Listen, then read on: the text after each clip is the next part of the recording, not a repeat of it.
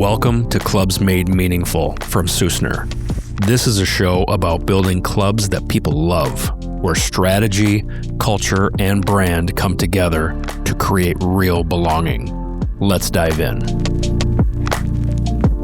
Derek, we work with a lot of boards, and some people like boards, some people don't like boards. This comes up a lot within the projects that we work in. When you talk about the way we're perceived, the way we express ourselves as a club, we need to understand what members want without necessarily letting the members make all the decisions at the board level. And so what I want to talk about today is just a handful of questions that I've been asked by GMs across the country when they ask me about how should our board function and what ways should we really be looking at stewardship and what does stewardship mean for us? And I think that becomes a really, really interesting conversation when you zoom out a little bit. So the first question that I'd love your opinion on is when boards ask members to vote on major strategic decisions, are they just being democratic or are they avoiding their responsibility to lead and the role of the board in general? I think it depends on what specific thing you're asking members to vote on. The industry calls this brand governance, and this isn't new to the industry. It's relatively new to us since, in the 5 years that we've been working on this and understanding and experiencing how boards work differently from club to club to club and how we see which clubs are the most successful based on that relationship. We've worked with clubs where the board of directors has hired the general manager to do what the board tells that person to do. And we've worked with clubs that have a general manager that I think of as more of a CEO, where all the board is there to do is to make sure that that person has the resources and the guidance that they need when they need it. So a board is literally elected to represent the membership. Now, how the board members get elected within each specific club, we can kick that to another conversation because I think a lot of clubs don't. I think a lot of clubs have the opportunity to vastly improve that process so that the members that are voting for their fellow members to make decisions for them are doing so on a more informed basis. But as a whole, me as a member have elected a board to make the hard decisions, to make the, when there's a 50-50 kind of sentiment in the club, it's up to that board to be the tiebreaker. So I think in a roundabout way, what I'm getting back to is when the membership is asked to vote, that's a board that doesn't have the backbone to do what they've been elected to do. Yeah, I think if you take out all of the depends type conversations, meaning, it's in our bylaws if we're going to do an assessment, so we have to ask people to vote. Like there are some things where you absolutely have to by requirement of the club and the bylaws and just how you go about certain things. And I get that. But in short, what I would argue is that requiring member approval for strategic decisions, to me, is leadership weakness. And it's disguised as democratic principle, meaning we feel like this should be a democratic decision of everybody and everything. And your argument, which I agree with, is, but that is why people vote. The democratic nature of this is people vote on to the board. That's who makes the decisions rather than then pushing every decision that the board should be making out to the membership. And the reason why I think this happens is actually because people confuse listening and leading and the role that listening has in the strategic nature of what boards do. Because there's a lot of people that say you need to ask your members, you need to ask your members, you need to ask your members. And while I agree with that sentiment, you don't need to ask your members how to make a decision. You need to ask them the fundamental questions that lead you to making a decision. And that's what really drives success, in my opinion, is the members experience a club from their own individual perspective. They know what they personally enjoy. They know what frustrates them. They know what they would like to change personally about the club. That's valuable. That's super valuable. But the board is supposed to be there to zoom out and not just see the individual, and to see the entire club, and to see the landscape that the club lives in, and to see all of the different trends across the club world, and to really look at this from a long-term aspect. Whereas members look at it as, what do I want next season? The board should really look at it as, what do we need to be in the next 5 to 10 years? And how do we make that happen? And so that to me happens when they have clarity of knowing what's right for the club. They're asking questions that aren't answers. They're not looking for answers from the membership, but looking for general opinions and help to try to guide them across a whole slew of different conversations. And that's when it happens where we see boards that they get really stuck in personal preference, or they get really stuck in when a membership says that they don't want something to happen because it's short-term challenges, as in, we see, oh, we're afraid of member backlash, so we're not going to invest in this other thing. But everything around the club changes, and now the club is eroding. And that's when you see that, is because they're deferring their decisions to the membership. Well, I think if it's going to happen in a perfect world, there's a handful of assumptions that we have to make. We have to make the assumption that the person who joined the board because they believe in the greater good of the club that they belong to, and leading that club through some good times, and especially the challenging times, to make sure that they are working towards that future, the goals that they've all been very clear on. You're making an assumption that it's not a popularity contest, that I'm on the board because somebody asked me to be, not because I want to be, but it sounds great. I get my picture on the wall inside the club. I get to sit in these meetings. I get to be involved in what's going on, but I don't want to make any decisions that are going to upset my friends because I have to play golf with them every Thursday afternoon. So then the other nature, and maybe we'll get into this even more, is the short lifespan of a board member. In many clubs that we work, in one club that we work with, the term of the president is 1 year. So by the time the president gets onboarded, they might have enough time to take on one issue over the course of their presidency by the time they then transition to onboarding the next president. So in that 1 year, does that president of the board have the time, the energy, the focus to make those challenging decisions, to break those 50-50 votes, and to be willing to upset a certain portion of the members, knowing that in the long term, the choice that they're making is for the best, and the members that are upset today are probably going to come around in time? Well, the irony of all of this is that members actually want confident leadership more than they want to be consulted. That's the funny part about asking members their opinion. Most members are going to say, I thought we had a board so that I wouldn't have to make these decisions. I don't know what to do. And that's this part of, how do you become a strong leader? By asking people who they don't have the energy, they don't have the time, they have no desire to make these decisions. So they're just going to make the easy decision. And what you want to do is make the difficult decision of pushing the club forward in the right way. And that's not always going to be what the membership wants. We've watched leadership teams survey their membership on questions that members aren't equipped to answer. And then they act very surprised when there's a vocal minority that try to derail the evolution and get upset about this whole thing.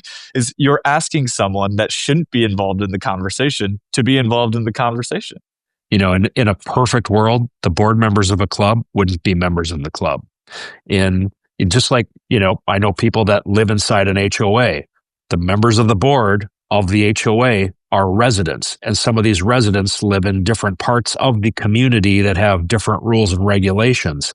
But in our corporate client past, the corporations that we've worked with, their board of directors are often made up of people that do not work at that company. They're advisors that bring in fresh perspective, that bring in other experiences, and have the ability to make those hard decisions without upsetting their friends or, their neighbors, for that example. So I know we can't change the way the industry is made today, but these are all factors that I think we have to take into consideration. So how do boards build clarity and confidence to make the decisions for the future of the club? even when those decisions make members uncomfortable. How do they do that?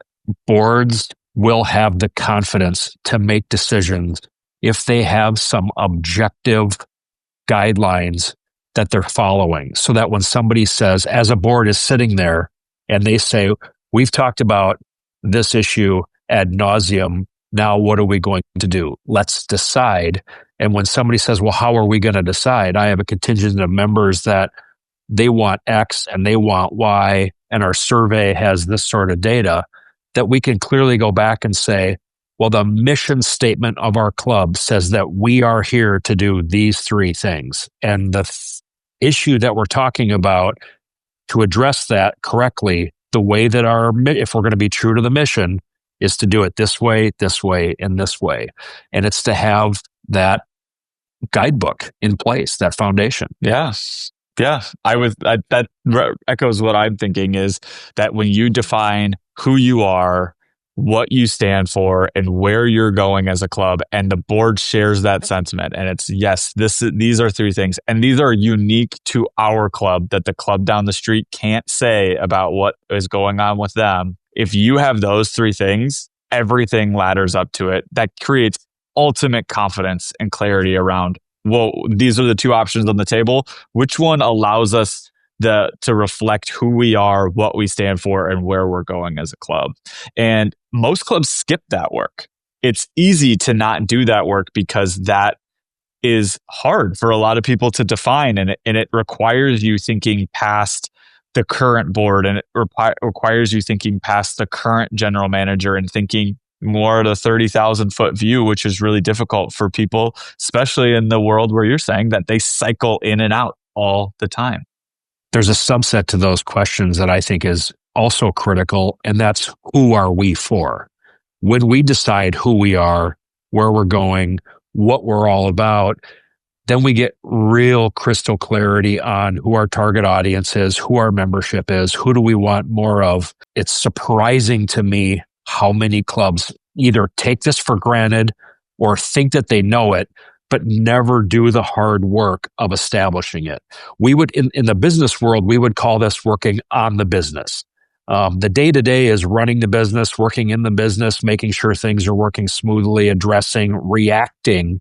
But to be proactive, yeah, it's hard work. It's incredibly hard work to be clear and succinct, to set these guidelines. But when you go through the fire of doing that hard work, man, it makes so much of these issues simpler. Not that people are still not going to be upset in some certain subset, but you as a board, as a leader, as a president, or somebody who's leading your club can have all the confidence in the world to say, you know what? I don't even like that decision either personally, because as a member, I'm never going to use that specific facility because I don't do that activity.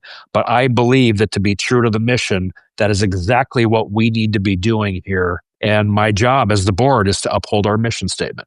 Well, and that's the next kind of conversation I'd have, is define the role of your board explicitly. To look at, are we representatives or are we stewards? And that is a big difference that I don't think a lot of people say. When you go through working with consultants for clubs, a lot of them say, we want stewards of our clubs. And I think that becomes this buzzword almost, to have people say a steward of a club is someone who's passionate about the club. That is not how I see a steward of a club. The difference between a representative and a steward of a club, a representative serve the current preferences. They are just member representatives. They, to your point about the POA example, they represent the different types of members that we have and the different preferences that we have across the club, and they're just the voice of that. That's if you're just a representative. A steward is someone who protects long-term health, even if it requires short-term unpopularity. These are someone who are ready to make hard decisions, even if they go to the next social event and people look at them with a disgusted face because there needs to be a certain assessment. These are people who believe in the future of the club and believe what the club needs to be, rather than people who are just really, really excited to be a part of the club. And I think that people get elected onto boards because they're passionate, rather than people who believe in the future. And that can be a huge defining factor around What type of board do we have? And what is their role? And making it clear when we onboard board members to the board, that becomes a part of their onboarding is here's what your job is. Your job is not to just be the voice of your friends. Your job is to move the club forward in a way that other people won't because they don't have the energy or the time to do it. And before that onboarding even happens, when the executive committee or the nominating committee at a club is throwing some names in the hat to be considered for these 3 upcoming opening spots, they should be the type of leaders that are looking at those people when that name comes up and say, is that person or that person's nominated themselves? Is that person in the list of considerations because they represent the golf contingent or the racket contingent or the women's contingent or the family with small kids contingent? Or is that person appropriate because we believe they have the vision and the long-term interest of the overall health of our club, even if, as a hardcore golfer, for example, we know that might mean that they're going to make decisions that might not make their golf contingent happy, but it's going to benefit the health of the club, at least for the next, 3 years. That's tough. Well, and you get into the world of when you were talking about how do people get elected and what do they say? We've seen so many where it says, okay, here's your opportunity. Here's the people who are running for a board seat. And what they talk about is who their family is and what they're passionate about at the club. They never say, here's what I believe the club should be moving forward. Here's the role I believe that we need to have in our members' lives. They never talk about the things that actually should be elected. And I think that just comes into this big challenge around just telling people who you are isn't the same as telling people of what you think the club should be. And that's a whole nother conversation, but it's a very interesting one. Those don't even, not only what the club should be, but what they understand the club is and is trying to do and who the club is for, because they, as a potential board member, already have the answers to who are we for, where are we going, what do we want to do. I had the opportunity to look at candidates for a club's upcoming board election. And there were 5 candidates, and I read all 5 of the pieces that each of these candidates put together that was shared with the membership to help them vote.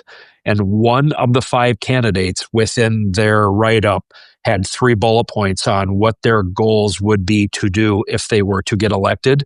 The other 4 were exactly what you described. Yeah. Well, you should vote me in because I like tennis.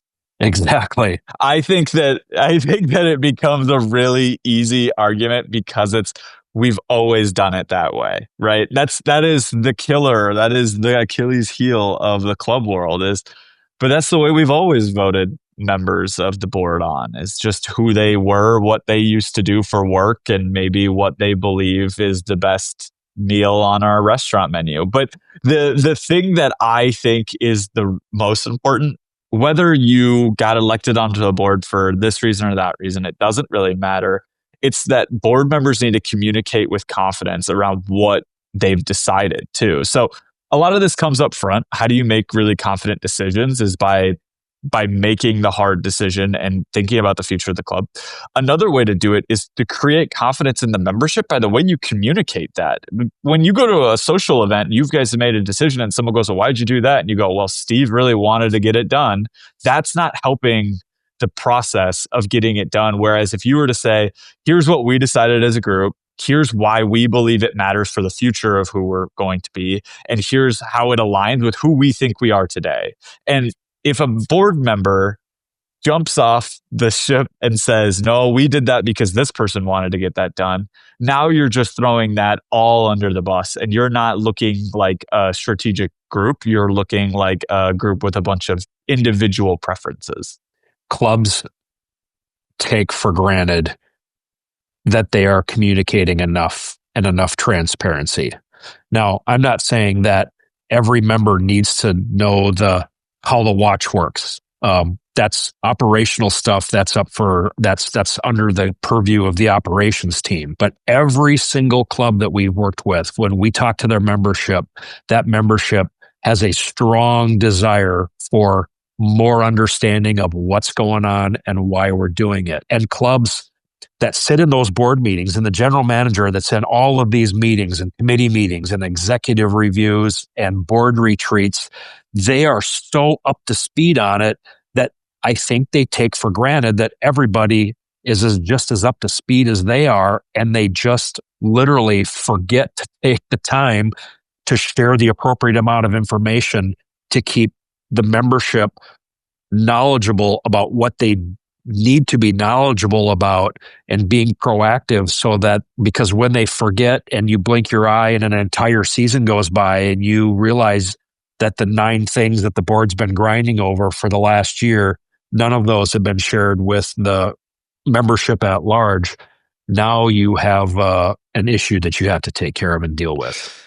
It's such a weird analogy. And, I'm very early on my tenure as a parent, but it is interesting when you put the perspective of the board is making decisions that the members are not going to like. And it's not because it's not good for the members. It's just because that's the way it has to be to create a flourishing environment in the future. And I would love your perspective. Like, well, what is the relationship between a board's willingness to lead without all of the members agreeing, without full membership consensus? And if we don't get full membership consensus, what does that mean for our long-term strength? Is there a correlation there between, not always bending to the people today to be able to create a brighter future for tomorrow? People today just don't have the quantity of information that the board has. The board's reviewed the survey. They've talked to people. They've been the pulse of everybody. The membership at large is coming to the club. They're enjoying the club. They're coming for lunch. They're going back home. The board's staying and grinding, and they're diving into and they're reviewing. They have so much more information that they have all of the knowledge and the tools that they need to lead without full member consensus. I can't imagine that a club who makes every decision based on trying to get some sort of the consensus of the full membership will exist in the near future. I think that correlation is failure. I think if somebody at that club isn't willing to make a hard decision, and then, by the way, the general manager can leave. They can go get a new job. And so as a people who you've dedicated your energy, your finances, your emotions to belonging at this place, if you're going to water down the decisions that far, it's going to be 50-50 or 30-30-30 every time, and nothing's going to get done, and you're going to be behind the proverbial 8 ball. I think it's a death knell. I think it's interesting to look at. Members don't have nearly the amount of information that the board does, nor should they. And that's the other part that's really important, because there's a lot of boards who say we need to give our membership all the information they could possibly take. And I believe that the board's angle is to take all of that information and distill it into direction, and then you can put reasoning behind it. And there's a few things that we really put as the top of our list information-wise that guide this decision, and here's the information just for you. That's absolutely something that you should look into as a board. But I don't think it's viable to say, and we need everyone to see everything all the time, because that's when you get into, I joined a club to really, really get a lot of great golf in. I didn't join a club to make these decisions. And that's the difference between a board member and not. There are people who want to be a part of that decision-making process. And there are some people like you, Derek, who just want to enjoy the club, and that's okay. And I think that's this balance of trying to expect too much out of your members to make a decision that they should never even be asked to make in the first place. It's also, it's interesting. I mean, you make a perfect point. I'm happy to advise people at my club. I'm happy to tell you what I think. I'm happy to give you my perspective. But frankly, I'm not ready to be on the board. I think what's asked of if you're a member and you agree to be on the board or you want to be on the board, I think you have to go into that with eyes wide open and all the energy and a full understanding of what your job is. And then it's not any sort of, I don't know, accolades or a popularity contest or a pat on the back, but you're going there to work. You're going there to work because you love it, because you're passionate, because you feel like you have something to offer. But that's not for everybody. One big thing that I took away as we wrap up from this is that there are great clubs that see their board as this kind of brain trust of decision makers and how we do things and what is best for the club moving forward, even though that won't be popular with everybody. And then there's this whole other side of that where there are clubs that have boards where they act more like student council for a high school, where it's like, oh, we got voted on because it's people like us, and I didn't really want to make any decisions in the first place. I just thought it would be a good kind of social connection point. And that's not what boards should really be. And so that kind of balance determines the strength of a board and also the ease of getting things done that I just think goes a lot unnoticed. And people look at the GM a lot to say it's your job to get things done around here. And I would say the GM can only get as much done as the board will let him get done or her get done. And that, to me, is a huge takeaway. I think my takeaway is that boards that default to asking members to vote on issues that they should be deciding on either that club hasn't defined its objectives and has not received clarity on who we are, what we're doing and where we're going, or that board member isn't bought into that vision. And that's something that needs to either be built or clarified or righted based on the people that you bring on your board in the first place. Yeah, that's what should be done at board workshops. When people do board workshops, I don't understand why you don't talk about the future of the club. It just doesn't make sense to me. Don't talk about the tactical thing you want to get done this season. Talk about where the club is going when you're not a board member. That is the reason you guys sit and do board retreats and workshops and all of that. It blows my mind. I just don't understand how it happens. Tactics are what the subcommittees are for. Tactics, operations is what the general manager and their team is about doing. The board should be about setting, resetting, and protecting the vision and the long-term aspirations of the organization. Awesome. But don't ask me to be on your board. Yeah. Oh, I don't want to be that person. Yeah. All right. Thanks for the conversation. Super insightful. This was fun. Till next time. Thanks for listening to Clubs Made Meaningful. At Susner, we help private clubs build brands that create belonging. If this episode resonated with you, please share it with someone in your club world. And until next time, let's create something worth celebrating.